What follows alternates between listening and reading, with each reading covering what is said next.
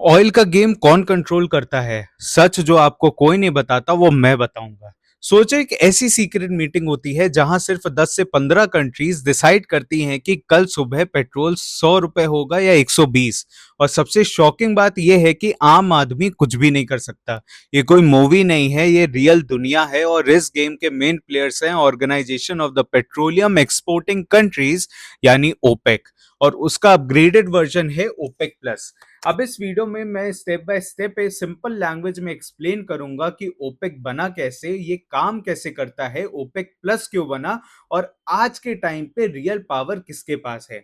इसलिए वीडियो को एंड तक देखिएगा क्योंकि लास्ट में जो इंसाइट मिलेगी वो आपकी इकोनॉमी समझने की एबिलिटी को पूरी तरह से चेंज कर देगी।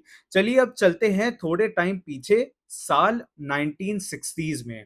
जगह थी बगदाद, वहां 5 कंट्रीज एक साथ बैठी थी: Iran, Iraq, Kuwait, Saudi Arabia और वेनेजुएला। अब सवाल ये है कि ये सब एक साथ क्यों आए? सिंपल रीजन था, ऑयल उनके पास था लेकिन कंट्रोल उनके पास नहीं था। उस टाइम वेस्टर्न कंपनीज, जिन्हें सेवन सिस्टर्स बोला जाता था, ऑयल के प्राइसेस डिसाइड करती थी। मतलब सीधी सी बात, जिस देश के पास रिसोर्स है उसको फायदा कम और जो बाहर वाले हैं उनको फायदा ज्यादा। इस प्रॉब्लम को सॉल्व करने के लिए ओपेक बनाया गया और उनका गोल भी सिंपल था: हम अपना ऑयल खुद कंट्रोल करेंगे और अपनी टर्म्स पे बेचेंगे। अब ये समझना बहुत जरूरी है कि ओपेक काम कैसे करता है। मैं आपको बहुत सिंपल एग्जांपल से समझाता हूं। अगर मार्केट में कोई चीज कम हो जाए तो उसका प्राइस बढ़ जाता है और अगर ज्यादा हो जाए तो प्राइस गिर जाता है। बस ओपेक इसी प्रिंसिपल पे काम करता है। ओपेक क्या करता है, सब कंट्रीज मीटिंग करती हैं और डिसाइड करती हैं कि कौन कितना ऑयल प्रोड्यूस करेगा। इसको बोलते हैं प्रोडक्शन कोटा। अब मान लो अगर सऊदी अरेबिया अपना प्रोडक्शन कम कर देती है तो क्या होगा? मार्केट में ऑयल कम हो जाएगा, प्राइसेस ऑटोमेटिकली बढ़ जाएंगे। इसी वजह से ओपेक को एक तरह का सप्लाई कंट्रोलर भी बोला जाता है। अब तक नॉर्मल सब लग रहा था, लेकिन 1973 में सब कुछ चेंज हो गया। उस टाइम एक वॉर हुआ था, योम किप्पुर वॉर। इस वॉर के बाद अरब कंट्रीज ने एक स्ट्रॉन्ग डिसीजन लिया। जो कंट्रीज इसराइल को सपोर्ट कर रही थी उनको ऑयल सप्लाई रोक दी गई। अब सोचो इसका इम्पैक्ट, ऑयल प्राइसेस 4 गुना हो गए। अमेरिका जैसे कंट्रीज में फ्यूल के लिए लंबी लाइंस लग गई और इकोनॉमी पर प्रेशर आ गया। ये वो मोमेंट था जब दुनिया को समझ आया कि ऑयल सिर्फ फ्यूल नहीं है, ऑयल पावर भी है। और यहीं से ओपेक की रियल पावर स्टार्ट हुई। लेकिन जैसे ही हर सिस्टम में होता है, यहां भी प्रॉब्लम शुरू हो गई। 1980s में क्या हुआ, बहुत सारे कंट्रीज ने ज्यादा प्रोडक्शन करना स्टार्ट कर दिया। मार्केट में ऑयल ज्यादा हो गया, प्राइसेस गिर गए। इससे ओपेक का कंट्रोल थोड़ा वीक हो गया और फिर 2014 में एक और बड़ा ट्विस्ट आया। यहां एंट्री होती है यूनाइटेड स्टेट्स की। अमेरिका ने शेल ऑयल टेक्नोलॉजी यूज करके ह्यूज अमाउंट में ऑयल प्रोड्यूस करना स्टार्ट कर दिया।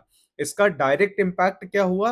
मार्केट में ऑयल का ओवर सप्लाई हुआ, प्राइसेस $100 से गिरकर $30 तक आ गए। ये ओपेक के लिए एक बड़ा शॉक था। पहली बार किसी ने उनका कंट्रोल चैलेंज किया था। अब जब सिचुएशन कंट्रोल से बाहर जा रही थी तो ओपेक ने एक स्मार्ट मूव लिया। उन्होंने डिसाइड किया कि अकेले काम करना मुश्किल है, इसलिए पार्टनरशिप की गई। किसके साथ? रशिया के साथ। और यहां से स्टार्ट हुआ ओपेक प्लस। इस अलायंस में और भी कंट्रीज शामिल हुए, जैसे कजाकिस्तान और मेक्सिको। अब चेंज क्या हुआ ये समझते हैं। कंट्रोल और स्ट्रांग हो गया, ग्लोबल ऑयल सप्लाई का बड़ा हिस्सा इनके पास आ गया। फिर आता है 2020, जब पूरी दुनिया रुक गई, लॉकडाउन था, फ्लाइट्स बंद हो गई, फैक्ट्रीज बंद हो गई, डिमांड ऑलमोस्ट जीरो हो गई। और यहाँ एक हिस्ट्री क्रिएट हुई। ऑयल प्राइसेस नेगेटिव हो गए, मतलब लोग पैसे दे रहे थे ऑयल लेने के लिए, इतना ज्यादा ओवर सप्लाई हो गया था। इस सिचुएशन को हैंडल करने के लिए ओपेक प्लस ने एक डिसीजन लिया जो कि बहुत बड़ा डिसीजन माना जाता है। Around 10 million barrels per day production OPEC plus ने कट कर दिया। ये हिस्ट्री का सबसे बड़ा कट था।